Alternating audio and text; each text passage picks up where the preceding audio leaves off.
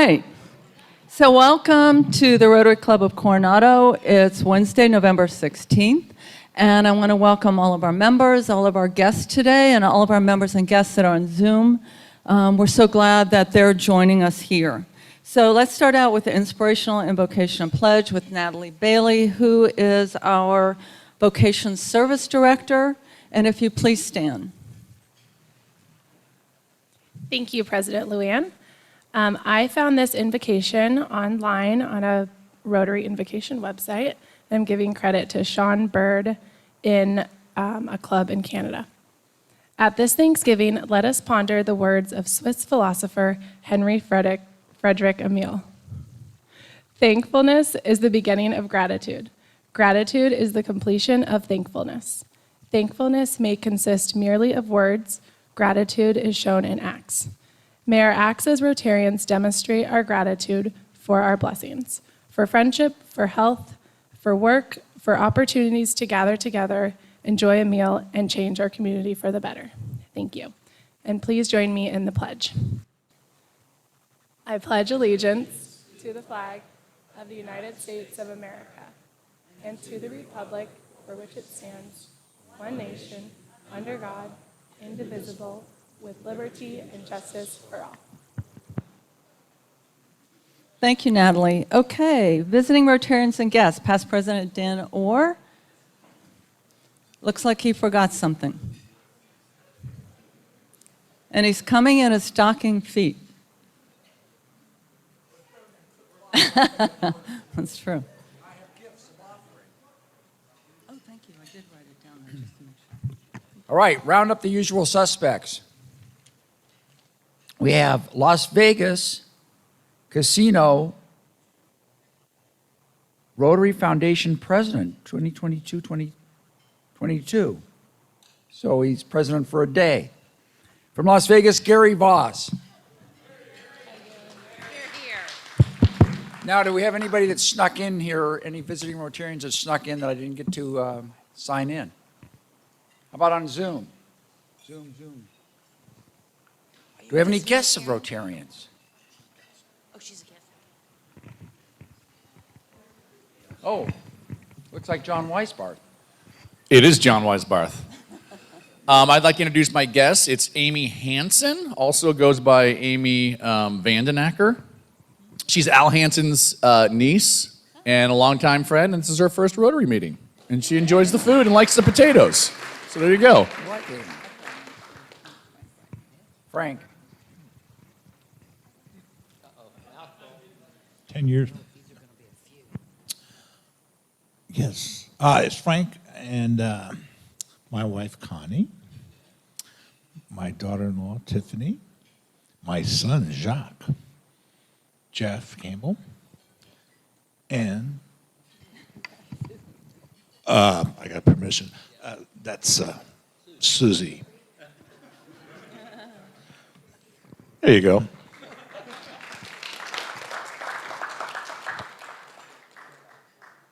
Anybody else? You got one? Oh, Yeah. good. And then Josh Peltz right here, he's going to talk to us about Limbs of Freedom in just a little bit. All right, gang. It's rivalry week, so fight on. Beat the Bruins. All right, so as we always do every week, we have our Red Badgers stand up so everybody kind of gets to know them. So let's start with Carrie Siebenthaler. Is Carrie's here? Right here with Sully, because Sully is a member also. So right there. And then is Ronnie Hauser here? I didn't see her. I don't think she's here. Hanadi Badassarian. Hanadi's right here. How do you want to stand up? So I think everybody can see Hanadi. Tim Quast is here. I saw Tim. And I don't know if I've missed anybody else. Any other Red Badgers here? Okay, as I always tell everyone, please make yourself known. That's a way to get to know our Red Badgers. So, announcements. Have the slide for announcements, please. So the Rotary Social is this Thursday, November 17th, which is tomorrow. That's at Pat Flynn's home at 1021 Adela, 5:30 to 7:30 p.m. We always bring adult beverage to share and appetizers to share. So remember also to bring your own glass cup and polio noun glass, whatever, so we can get rid of the plastic cups. And then also, as you saw out front, thanks to Meredith Heineke, selling the Rotary mugs. They're $10. She's got them out there, cash or check. So you want to do that. You can bring them also today when you come to the Wednesday meeting, and we can get rid again of the plastic cups. All right, so the next thing is the Rotary Fashion Show. Don't forget that next Wednesday's dark for Thanksgiving, and then we're at the Dell for the Rotary Fashion Show, and that's on November 30th, so you don't want to miss that. The City Holiday Parade with the Rotary Float, that is on December 2nd on Friday. Past President Robin McCarty is in charge of that. I do have a sign-up sheet out at the table out there. We do need people to help decorate. And if you want to walk alongside the float, I think what they're looking at is he's building like a fireplace on it, and they'll have some children in pajamas. And we have Pat Freeman's going to reading stories to the kids. And then if you want to walk alongside, that would be great. Then the next thing is the native planting party. This is through our environmental committee, and it's through the Audubon Society. It is on the next day, Saturday, December 3rd.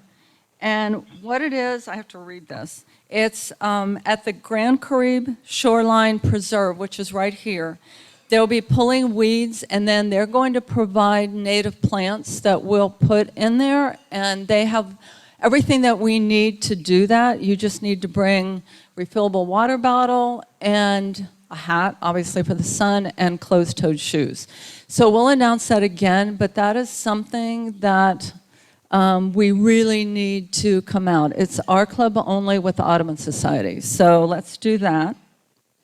Then we also still need Santas and reindeers for the Christmas Eve, what the date on that one.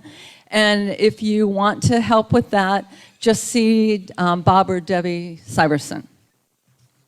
Then the Rotary Holiday Party is Wednesday, December 14th, and that's at CCYC. So the next thing is, if here anybody is a committee chair of one of the committees, do not forget to, any hours that you have meetings or anything that you do, don't forget to document the hours. And each one of you has a representative on the board that you need to give those hours to. So don't wait till the last minute. It's a guesstimate for sure. But also, if you have a meeting, you can also give all the names to Sheriff Doug, who will give everybody a makeup meeting. So don't forget to do that. Then the next thing I need to do is, last Wednesday, they read the slate of the officers for 2023-24. And by our bylaws, I need to read them again. And then I think they're produced in the Courtator for a few weeks. So the slate of officers for 2023-24. Returning directors, Natalie Bailey, Tom Edison, and Janice Lowenberg. The new directors, Dave Landon, John McCann, Chris Keys. Treasurer is Carol McClellan. Secretary is Kit Williams. Past president, Luann Miller, myself. President Bob Rutherford, and president-elect is Pat Stark. So, yay, great. It's going to be a great board. 2 great incoming presidents, so it'll be good. So everybody, when we did the member satisfaction survey, a lot of people said we would like to know what is discussed at the board meeting. So last night we had the board meeting, and just some topics on that. We talked about the youth certification, which is still sort of in limbo, and I think either next week or December 7th. Rob Taylor's already done it. We'll find out a little bit more of some of the details, and we'll let everybody know. And that involves also the life scan. So we also talked about the venues for next year, January through June, where we're going to be. Our membership, we have right now 3 people that are ready to be inducted. We're at a plus number, which I can tell you we're probably one of the few clubs in our district that has plus numbers, so that's amazing. Again, we talked about the holiday float that's going to be in the holiday parade with past President Robin McCarty. And again, please, if we need help with that, if out there's volunteer to sign up at that table. Then Jamie just received the amount of money for our district grant for Limbs of Freedom. Thanks to Carol McCullen for submitting that, and we did that at the beginning of July, the beginning of the year. So we gave from the club $3,500, and the district matched another $3,500. So that's another $7,000 that goes to Limbs of Freedom. And then we approved 2 RFFs, and one went to the Guatemala Literacy Program. We approved, and that is a global grant. We approved that for $1,500. And then the Coronado High School basketball boosters, if you remember for the football that we approved $500, and we had a banner that was displayed for the entire football season. They asked us to come back for the basketball season, so we approved $300, and they will have our banner during the entire basketball season. So next, if the Rotary Holiday Party, Natalie Bailey, if you want to come on up and tell us a little more about that.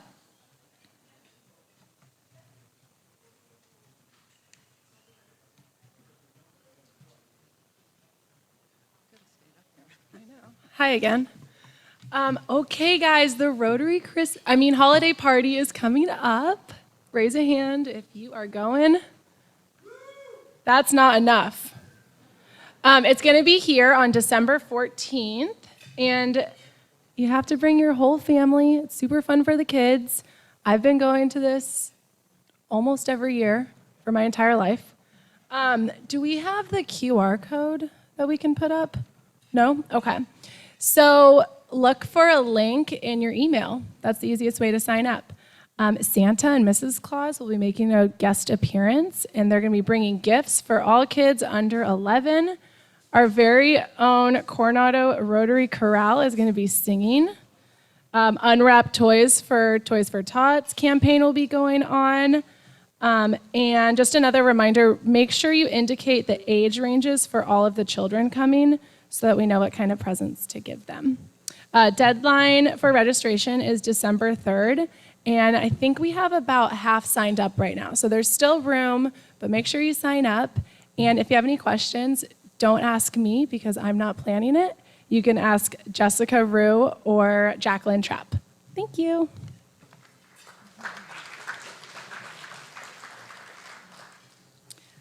All right, thank you, Natalie. So next, the fashion show, which is, like I said, next week we're dark. Then we have the fashion show. And it's going to be amazing this year. It's going to be fun. It's at the Dell. And Jamie will send out how to register that for it. But it's going to be fun because we have our favorite fireman is going to be in the show. Jean Marie Bond's son, who's a lifeguard, he's going to be in the show. We have some couples in the show. So it'll be a lot of fun.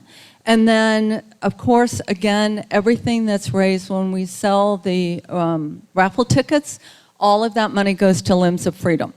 I already bought my raffle tickets, and you can start buying them from Jamie at the end of the meeting outside at the table. So please, that goes for a good cause, and they'll also be selling those during the fashion show. And the prizes for that, again, thanks to Mary Ann Berta and Brady's, that there's 5 each, I think, of $250 gift certificates to each one of those. So it's worth it to buy it, and it goes for a good cause. So next, I'd like to bring up Josh Peltz. He's going to tell us more and bring us an update on Limbs of Freedom.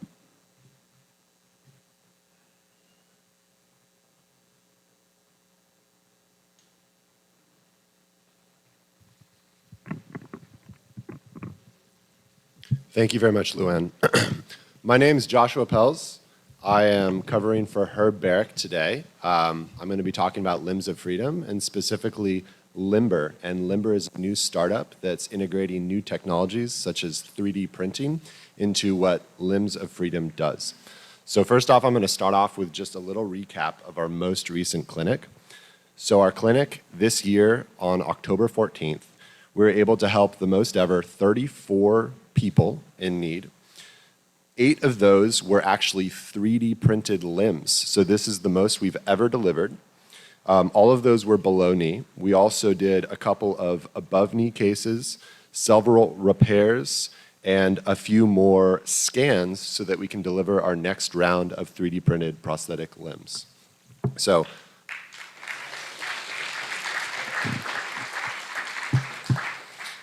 I just want to say that the support of the Rotary Club, the amazing collaboration between the Coronado and Calafia Rotary Clubs makes this incredible project possible. I've only had a chance to make a small impact so far. I started my first trip in 2019. Herb and his team has been doing this for more than 25 years. They've impacted hundreds of lives. They've given the ability to support their families, get back on their feet, integrate themselves into society, and most importantly, regain the dignity that comes with being able to take care of yourself and your family. So it's a really important project. I'd like to, really quick, just play a short video. And this will talk a little bit about the Limber project and give you a little bit of background on where we're taking Limbs of Freedom and how we're going to bring these new technologies in so that we can make a bigger impact, push the money even farther, and really, save lives. Only 1 in 10 people in need has access to prosthetic and orthotic devices due to their extremely high cost and the lack of access to skilled physicians. The result? Millions of people are denied basic quality of life because they can't walk, take care of themselves, or even participate in society. The Limber team is changing this harsh reality. We use novel 3D printing and digital design techniques to create affordable prosthetic devices. The Limber process starts with a scan of the amputee's limbs. Next, using digital design, the scans are transformed into a personalized prosthesis that we manufacture using our in-house 3D printer. 3D printing eliminates the need for expensive third-party components and composite materials, which allows us to reduce the cost of our limbs to less than 1/10 the cost of comparable devices. Limber Prosthetics and Orthotics Incorporated is a new startup company coming out of the University of California, San Diego. Our mission is to provide prosthetics and orthotic devices to the 9 out of 10 people who are currently left behind. We successfully demonstrated our solution in partnership with the Rotary Foundation, and now we need your help to bring the future of prosthetics to those in need. Help Limber give the gift of walking.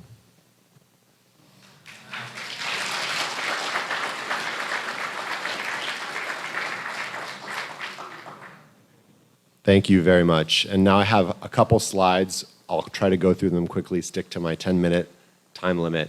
But I just wanted to say that the mission at Limber and the mission at Limbs of Freedom is to create accessible prosthetic care and give these people a chance. So with that, I want to tell you a little bit of story about, if you can switch slides, one of the patients that we recently helped. So this is Daniel. Daniel, if you can go back one slide, please. This is Daniel. Daniel is a 20-year-old from Mariupol, Ukraine. Now, Daniel lost both of his limbs several months back defending his country. And when we met him, he had been lying in bed for months with no hope of receiving prosthetic limbs. Within 7 days, we were able to deliver 2 prosthetic limbs created here in San Diego and shipped all the way to Ukraine. We actually had a teacher, Ukrainian nationality teacher from San Diego, fly with these legs in her suitcase and deliver them to Daniel. And if you can go to the next slide, please, and go ahead and play day 1. This is Daniel's journey, taking his very first steps on day 1. The next video is day number 4, practicing some things like fall recovery, if it'll play, where he learns what happens if he falls over, how does he get back onto his feet, how does he walk upstairs, and then the last video I think it might go. But the last video is day 7. So just 1 week after receiving his new pair of legs, he's walking under his own power, and you can see the pride and the smile. And so this is something that we want to offer to amputees all over the world. This was a really special case for us because it showcased our ability to go into these remote areas, such as Ensenada, Mexico. We have requests for several hundred limbs in Ethiopia. And so this is something where taking the mission statement of Limbs of Freedom, bringing in these new technologies, and now we can start impacting people all over the world.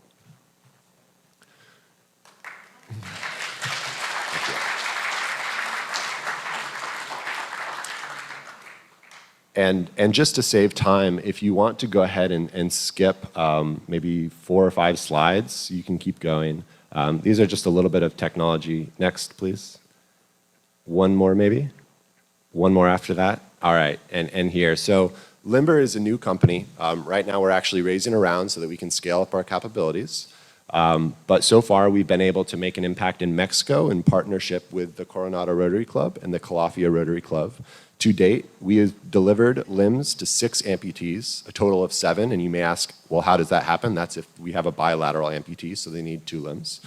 We are actually going to be on December 9th delivering 5 more 3D printed prosthetic limbs, so that'll up that number. And then next year, another 5 limbs that we've already scanned. So we're going to start really scaling up what we can do and really helping out Herb and the prosthetists and giving them a hand because they really work their butts off during that 1 weekend. They go down several times a year. And now we can really expand the number of people that they're able to help. And then, of course, the Ukraine trip. And just a few images from our very last trip in October.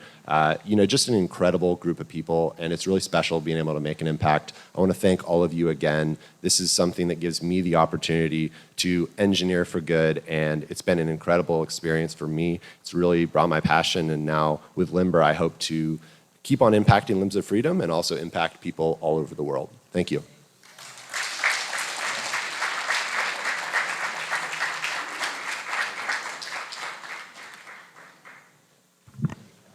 So now you know why we're raising money. I mean, I went down there, I think, in February, and what's amazing is our club's name is on the building. So it's our mission to help raise money. It's not easy to get down there. It's not a big place.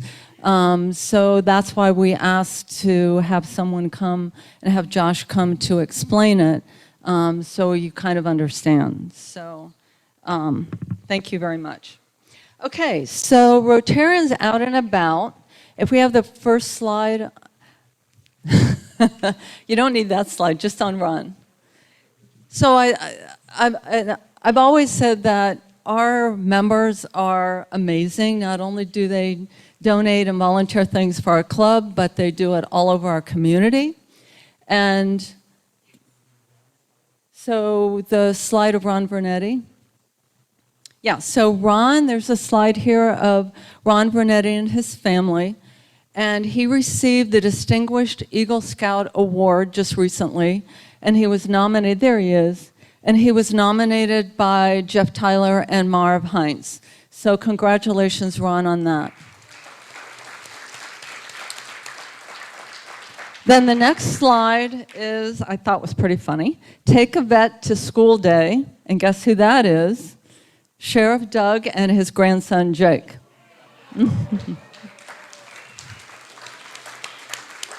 I'm just wondering if Doug learned anything when he went to school. I don't know. But then the next is last week. It was kind of interesting. Myself and Howard Summers. I don't know if Howard's here today. Oh, there he is. Both of us went to the Optimist meeting for the first time, which was interesting. And we went because all of us are promoting, no, there's no slide for that one, yeah. All of our clubs are promoting what the city is doing for bike safety, e-bikes, and all of that. And so both Howard and I went, and we got caught at the Optimist Club without our pins. And it cost Howard $1 and it cost me $1. So that was kind of interesting. At least the Optimist got a kick out of it. So there you go. Then the next one is a bunch of us went to the SDSU Aztec football San Jose game with Downtown Breakfast Club, and I want to thank Ken Bryan for putting that together. And there's 2 pictures. It's both of the clubs together. We were in the nosebleed section, I can tell you. But the stadium is absolutely gorgeous. So it was a fun night. It was a lot of fun. And then I want to thank everybody that did Flags on the Avenue for Veterans Day and did the beach cleanup recently. So that was great. Volunteer opportunities. So as you leave, on the table out there, I've got 3 sign-up sheets. One's, and I keep talking about the City Holiday Parade, but we do need people for that. Then Ride the Lights with the Optimist Club, and that's at Spreckles Park on December 11th. It's just giving out cookies and so on after everybody gets done. That's at 5 p.m. I think we need 1 or 2 more people. So that sign-up sheet is out there. And then the last thing is we talked about the food pantry that's down in IB, and what we wanted to do was continue occasionally to gather canned goods and take it down to them since they're our neighbors and they need help. And also they have a Saturday shower day where there are a lot of people down there that live in their cars, and this gives them clothes and food. So if you want to be part of that committee that kind of gets us together to do that occasionally, that also, there's a sign-up sheet out there. So I thank everything, and I'll have Jean Marie Bond to come up to introduce our speakers.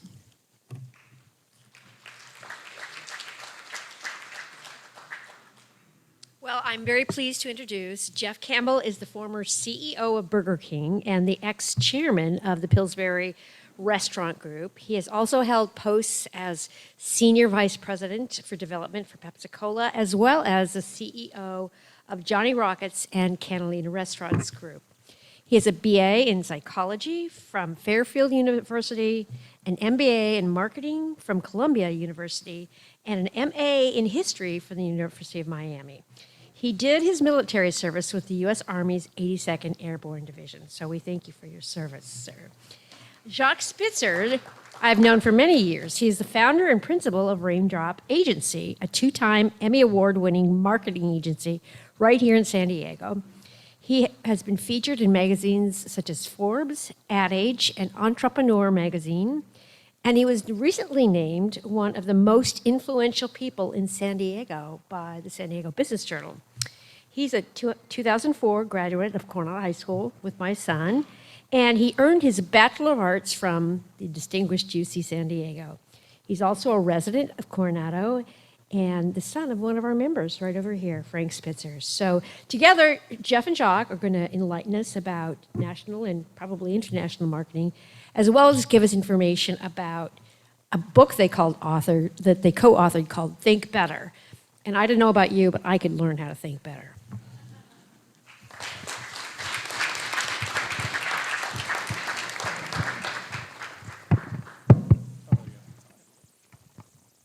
All right, give us a second while we get some stools pulled up here, just for comfortability. I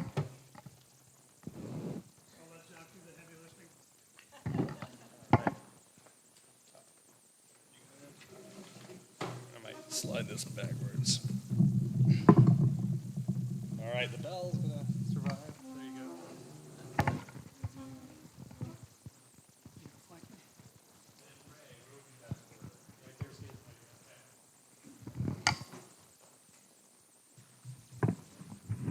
All right, wonderful. Well, first of all, thank you for having us here. We've been looking forward to this very much. And I think a big part of it is that it is such a personal time together. Just by a show of hands, how many of you know me or my father personally in this room? Okay, so that's a majority of you. Dad, raise your hand. This is Frank Spitzer over there. Raise your hand. And also Connie Spitzer, my mom over there. Yes, so super special to be with you all today. And I have Mr. Jeff Campbell here as well. Jeff, maybe you could tell the story about how we originally met, and then I can tell them a little bit more about what we're going to be talking about today with the book. So I've been running a master's program at San Diego State University since 2012. And what was it, about 2013? Yeah. Yeah, so we were, to be honest, we wanted to do a website for the program, and our budget was about $9 a year. So I asked my friend David Oates if he knew anybody who did good work on websites that was cheap. So he said, yeah. We prefer affordable, Jeff. Yeah, so said there's this great guy, Jock Spitzer, and he's got an office over on Coronado. So one thing led to another. I came over to see Jock. I love to tell the story because I think you had 2 employees at the time, and the office was quite small. But we hit it off, and then I think we went to lunch. And We went to Rhinoceros Cafe, for those of you that remember Rhinoceros. Is that gone now? Yeah, it has Yeah, gone okay. through many changes. So anyway, we wound up working together, and Jock, of course, did a brilliant job on the website. But as I got to know Jock, and the other people at the university got to know Jock, we wanted to make sure he was in any meeting where we were trying to think anything through of importance, because we really valued his brain and his intelligence and his ability to communicate. So it's been my great vicarious pleasure over the last 9 or 10 years to watch him change offices. And each time they got bigger, and now they have the studio. And I sit there every day and look at the things that pop up on LinkedIn from Jock and from Raindrop, and I just really get a charge out of watching their amazing success. So it's been a great relationship. Man, I feel like that's our love story right there. And Jeff and I we developed a special friendship. I mean, Jeff is, just someone who's constantly intellectually curious. I mean, he could take the next 10 minutes just telling you what he's up to right now, but a lot of it is a lot of mentorship, a lot of teaching at SDSU, working with everybody. And by the way, my wife is back. She's right there, Tiffany, also a local Coronado resident. And so, over the last, maybe 3 or 4 years, we started talking about potentially doing a book together. And that's what this is. It's Think Better, which I got to tell you, we intentionally wrote it so that anyone would enjoy it. And it all started with curriculum that Jeff was teaching at a master's level for how to think, literally how to make better decisions. And he has all these great stories. And so my brain works in all the stories inside the book are what we call parabolic. So they're all short parables, much like you would see in the Bible, right? Just short stories with takeaways, funny names for them, I see Jesus in my tortillas, or you are a pizza slicer. And they're just little takeaways throughout the book. And so actually, before we dive into anything, I do have some special thank yous that if I didn't do that now, I would be very embarrassed. One is that there's a gentleman, Daniel Gordon, who helped us in this process because we were bringing our brains together. So that is definitely a special thank you. And then there's a lot of guest authors in this book, and I would say 4 or 5 of them are here local. I have a list of them here. Where are they?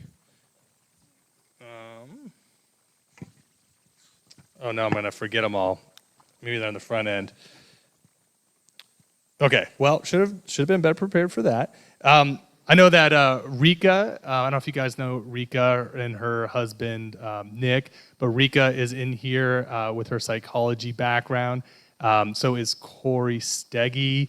Oh man, I'm going to totally blank, but there's a couple more in here that are either local psychiatrists, local leaders, and they all have commentary on various stories in the book.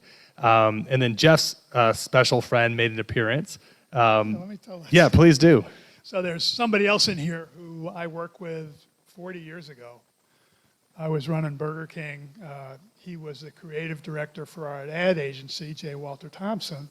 It's about 1980, and he would get up every morning at 5 a.m. before he went to work and write. And his goal was, he used to tell me, if I could just someday write a novel that got turned into a screenplay, it would be so cool. That was James Patterson. So he's since sold about 300 million books, and he was nice enough to give us a blurb. We had him come do a video for our master's class last year when they were starting. He starts by saying, I've outsold Shakespeare. So pretty good. Anyway. It's pretty. If you go into an airport and you look at the book selection, it's like 50% James Patterson. It's pretty wild when you go in there. But he's really the same guy he was in 1980, which is about the best thing I could say for him. And it's, again, like watching Jock's success, watching Jim's has been a pleasure too. So what we were hoping to do is actually share a couple of the quick stories from the book, some of our personal favorites, and just to give you a sense and a flavor for the book. For those of you, I'm looking at you now. For those of you online, you can find the book on Amazon, so feel free to look it up there. And then for those of you in person, we did bring some today if you want to join us afterward, to have some signed or anything else that you would like. So the first story I wanted to share with everybody is a story called Big Dogs and Little Gates. And the reason that we made it was almost the name of the book at one point. By the way, I meant to mention that it makes a great gift because it's kind of passive aggressive, right? You send it, hey, you need to think better, right? So I've seen a lot of people buying it for their kids, which is fun. This first story, I think it does a really good job of encapsulating like what we intended with this book, why we put it together, and maybe what Jeff and I share in terms of just like we love this type of stuff and this type of thinking. So I'm going to go ahead and read it. It's called Big Dogs and Little Gates. It's 8 a.m. and you're leaving for work. You kiss your spouse, ruffle your child's hair, and grab the keys and close the door behind you. As you're walking to your car, you hear barking. It's Dino, the Great Dane, telling you to have a nice day. He's peering over the fence of the front yard. He can easily hop or even just step over, but he thinks better of it. There could be toys on that other side. It could be food, friends. No matter what's out there, Dino stays within his boundary, and he will certainly be there when you get home. It's funny how you can keep the biggest dog confined behind the littlest gate. It's not the physical gate that keeps the dog back, but rather the psychological effect. Come on, let's go for a walk. The big dog is the inherent power of your ability to think. The little gate is the artificial restriction you accept. Little gates come in many forms. Authority, fear, failure, the unknown. Maybe you're limiting your success to what's expected of you, or allowing unhealthy relationships to hold you back from making decisions that you know you need to make. You've become comfortable with the status quo. You're playing it safe, letting everyone else run wild while you remain stuck. We've all been in these situations. We're going to talk about them in the chapters that follow. But first, recognize that you are a powerful decision maker. There is no disparity in aptitude, opportunity, or potential between you and the greatest leaders in the course of history. Stop living under intellectual house arrest. That is, thinking without thinking about thinking. Take control of your decisions, use the concepts and tools in this book, and knock down those little gates that are keeping you from becoming a masterful critical thinker. So that's a kind of like the opening story, and it kind of just sets up what this is, which really, like I said earlier, is Jeff's curriculum and wisdom that they're teaching, in a mix of military, with his military background, but Jeff's one of the most well-read people when it comes to leadership curriculum and decision-making curriculum. And so that's where this book comes from. So Jeff, I'm going to pass it to you to share a story that... Sorry. Yeah. This chapter is called Work Backward to Move Forward. And one of the things about the stuff in this book, for me, is that I'm using it every day. And this is one I use a lot. In addition to teaching at San Diego State, I work with a group here in town called the Chairman's Roundtable. And that's a group of 35 former CEOs, and we do free of charge mentoring for local San Diego County. CEOs. I've been doing that for 17 years. I got 2 clients right now, which is twice as many as I should have. But I've literally used this tool that emerges from this chapter just a couple of weeks ago. And the idea is when you've got an initiative you want to execute, whether it's a business initiative or something personal, it might be your own personal development plan, you can actually put your plan on one page. But there's a little technique to doing it, which is a really simple idea, but it's surprisingly powerful. What you do is start at the top of the page by stating what victory or success is going to look like when you get there, and force yourself to be as specific as possible about what it looks like. And you work backward down the page to chart the roadmap to get there. And there's something magical about stating the objective first. But the key is to be really specific. Most people will fight you when you're trying to nail them down on specific performance objectives, whether it's losing weight or what's going to happen to sales in the next quarter. But the more specific you can be, the easier it is to chart that roadmap and then evaluate where you're going to have problems and things you may need to fix on the way. So again, I'm not reading from the chapter, but that's the idea in it. And just recently I was working with a Chairman's Roundtable client. A woman's got an amazing financial advisory business. And what we're working with her on is where does she take her business next? And she was, kind of dealing with 3 options. So I said, I'm going to show you this one-page business plan deal. I've got a 10-minute video on it. That's all it's going to take. And do a one-page business plan for each of those ideas. It's going to force you to be specific, and then just sit on them a little bit and see what starts to resonate. And about 2 weeks later, she said, boy, it's really clear now. I know exactly what I want to do, and I know I don't want to do the other 2 things. So, I get evidence periodically that this stupidly simple idea really works. I love it. Okay, you can see why I enjoy my time with Jeff. So I'm going to do something similar where there's a story here called A Rock in Their Play. And this is something that Jeff taught me in our friendship. And it was a wisdom that, for me, it's been life-changing. That's what I love about these little stories is like, I guarantee you one of them is like, oh my gosh, you'll literally think I'm just a rock in their play. That's just something that I think to myself all the time. So the idea behind it is this, it's that, and you may have already heard this, or maybe this is something that you're aware of, but we all often overestimate the role or the place that we have in someone else's life, right? Maybe as a boss, as just a friend, as whatever that looks like. Oftentimes we see ourselves in some ways as kind of like the co-star of people's plays, or maybe like a main character.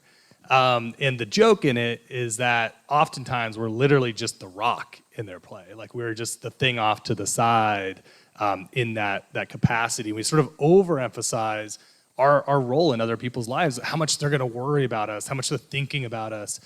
And for me, when I really started paying attention, that's where I was like, whoa, like I really started thinking about, I'll give you a great example.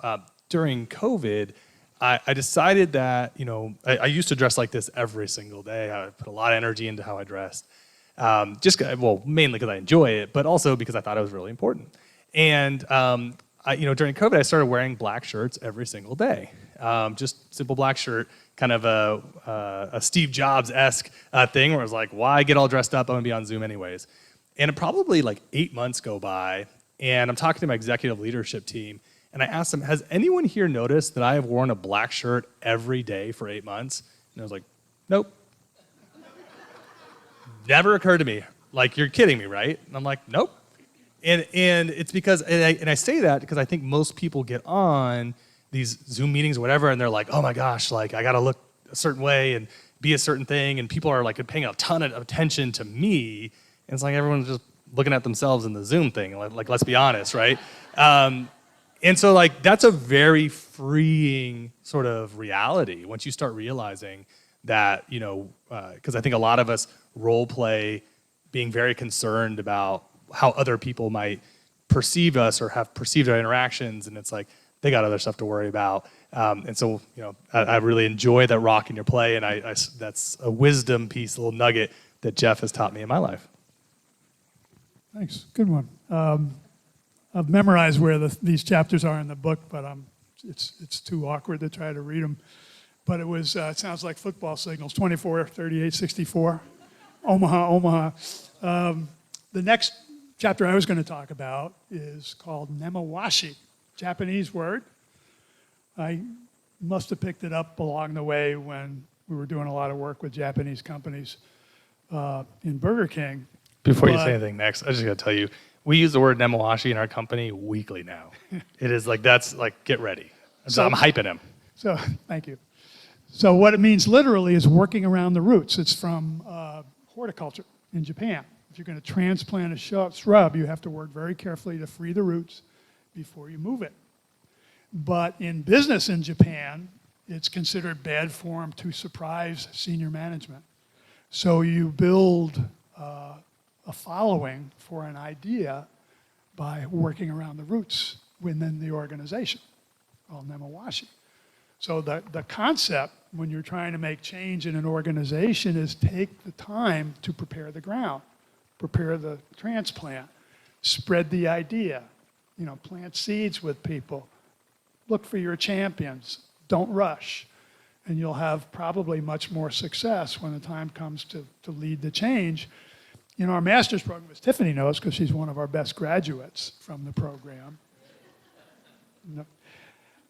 instead of a thesis, the students have to do what we call a capstone project, and that's ideally a major change initiative in their company. And usually they're given that they're in our program, they're still relatively junior in their organization, so what they're trying to do is lead from below, which is one of the great things about the project, because it can be very stressful for them, but it's a great skill to learn. And when we have them come back to graduate, one of the things we ask them some questions about their capstone experience. We say, if you knew what you know now, what would you have done differently? 9 times out of 10, I would have spent more time preparing the ground for the project. So that's the nemawashi idea.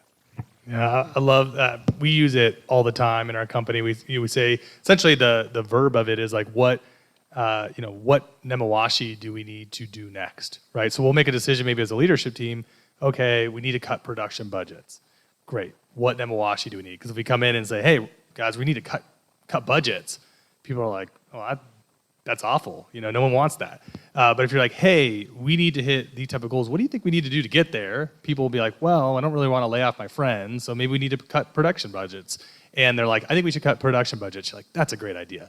And so, it really is like bringing people into the journey of preparing the change that needs to take place, and allowing people to be a part of it so that by the time the change actually happens, no one's shocked, no one's surprised. They've been part of this journey to enact the change, and that's another great wisdom piece that Jeff has brought into our world. A quick story about that. When I was newly minted president of Burger King USA, we needed to make a major strategic change in direction. I love this story. In the company. And we had about 1,000 franchisees at the time spread across the country. Anybody in here ever work with franchisees? You don't tell them what to do. So I had to figure out how we were going to change the direction of the ship and have them own it at the end of the process. Fortunately, I had worked for a guy named Norman Brinker, who actually was a San Diego State grad. He was a mentor to me, and he had a much different style of leadership than all the CEOs I had observed before. So kind of stealing from him, I did an extensive series of meetings over months, traveling all around the country, doing kind of Socratic exchanges with the franchisees and how we doing, if it's not going well, what's wrong, what's the direction of change we ought to go in, what do you think should be part of that? By the end of about a 4-month process, we had everybody on board to do some pretty aggressive things. So that's another example of taking the time to get full engagement from the people that you hope will execute an idea. If you asked me in 1982, what's the benefit, I would say you get ownership and you get better execution. If you ask me today, I'd say you get ownership, you get better execution, and you get better ideas because they're closer to the customer than you are. Me up again? I think I am up for the next. Yeah. Next chapter, my last chapter here. Sorry for popping your ears. This one should get a little bit of a grin when I say it, because you probably had this thought. I don't know what I think until I hear what I say. Okay. Yeah, so I had this, little vignette. I had an undergraduate come in to see me a couple of years ago. It was a great example of this. Mr. Campbell, can I talk to you? I've got a big problem at work, and I just don't know how to solve it. So yeah, sure, come on. Sit down. What's the problem? So she starts telling me about the problem, and I ask her a couple of questions, and she goes on a little bit more. And then she raises a couple other angles on the problem, and I asked her a little bit about that. She went on a little bit more. And after about 15 minutes, she goes, oh, I know what I need to do. I need to do X. I said, there you go. And she goes, thank you so much. I said, I didn't do anything. I just sat here, while you talked it out. And I'm sure you've had the experience, it happens to me all the time, that sometimes you just need to be in an exchange, in a conversation with somebody, to be forced to put your thoughts into words, and you're listening to yourself as you go, and you go, it kind of makes sense, or, boy, I'm way off on this. But it's pretty powerful. The connection I would make to that, because I'm a passionate believer in it, is the power of writing your goals down.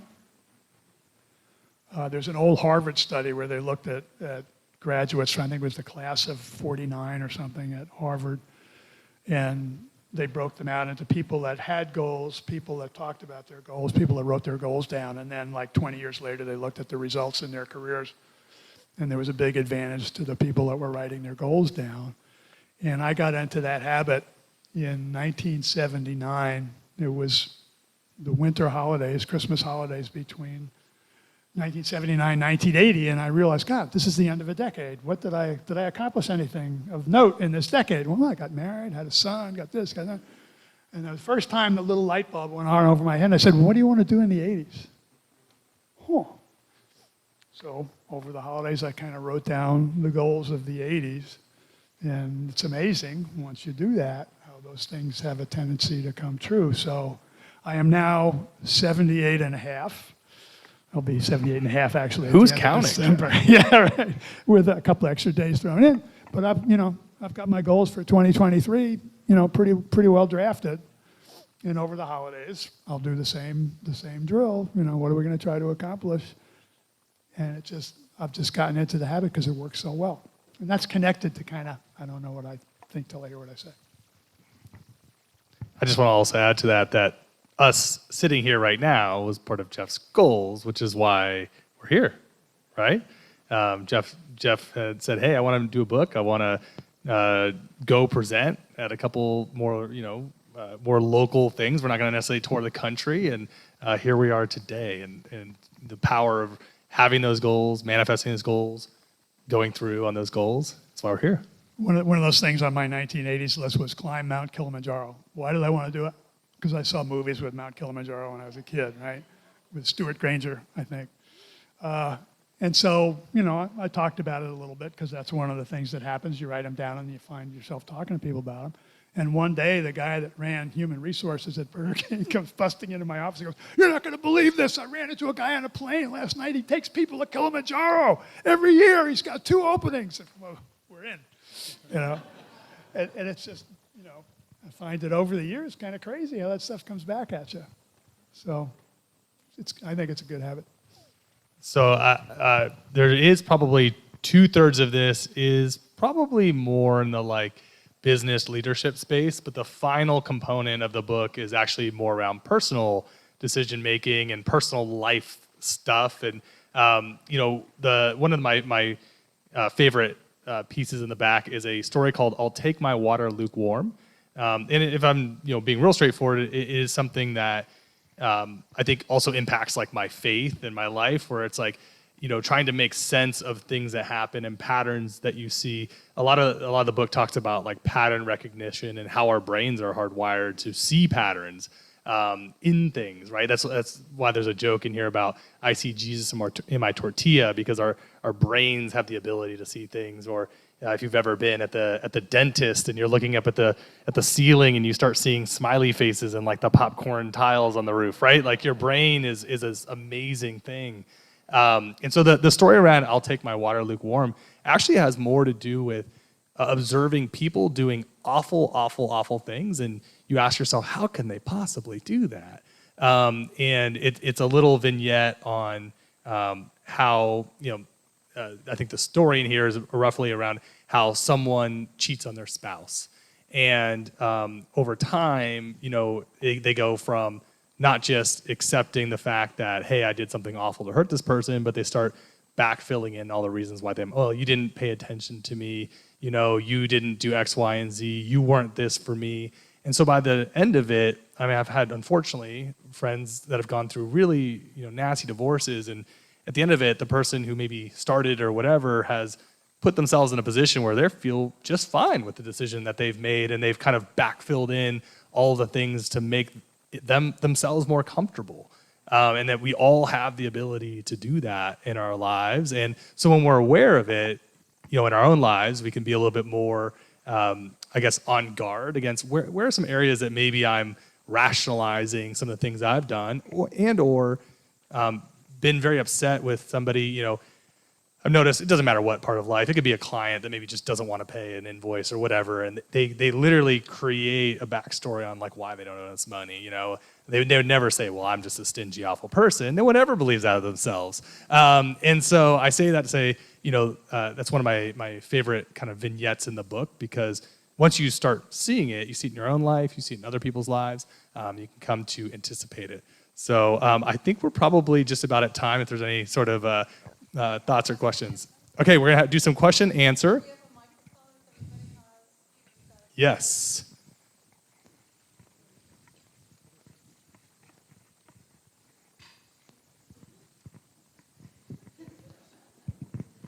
Hello. Hello, Debbie.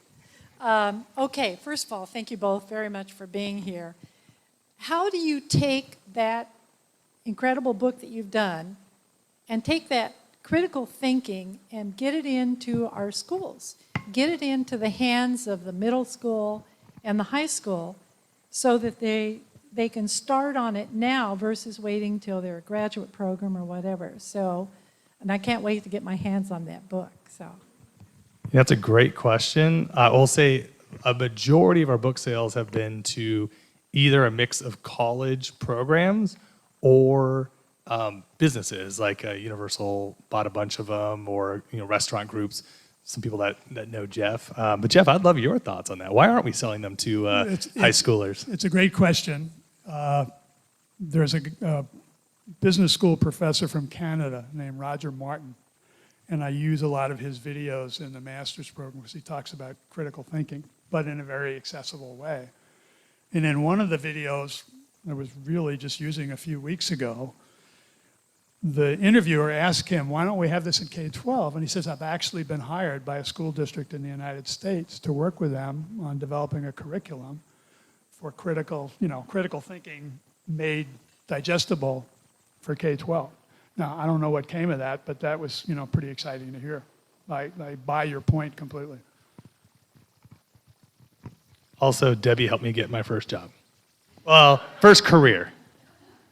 She helped me land a job at NBC. She did. Oh, we're up there.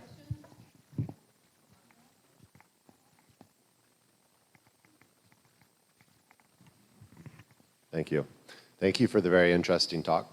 I wanted to ask, I have certainly thought about writing my goals down. I have occasionally, but it's easy to make excuses about, well, I'm too busy today and I'll write them down later. How did maybe one or both of you flip that mental switch and be able to actually sort of commit to consistently writing your goals down and making that a part of who you are as a professional and personally? Yeah, I'll start because I told that original story. That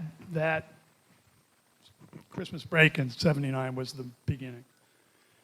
And I started to see it work in that just slowly became ingrained in me as a habit, and now every week is planned out, and next year is planned out, and then there's a 5-year plan. And it has continually worked for me, but the other thing that's interesting about the process is you reach further. Because once you get into the habits, I could actually do some of this stuff. So what would really be a big, hairy, ambitious goal for 2026? If I had that much time to do it, what could I do? And life is about having experiences, and it's a great way to do it. It would be really cool to climb Mount Kilimanjaro, right? Next thing you know, it comes to you. Oh, what's next? And I'll just add, I've been doing it probably for 7 or 8 years now, primarily because of my business partner. And what's been interesting is at first, it was just like, what are our business goals? And then it was more so like, what do we want for life? We started expanding this out well beyond what are these like tangible business goals. But having it be annual and something now that we look forward to has just kept us, on track, if you will. And I don't know if there's it sounds like you have some partners involved and different people, and also amazing work. Come on. That was awesome. Unbelievable. So, unbelievable.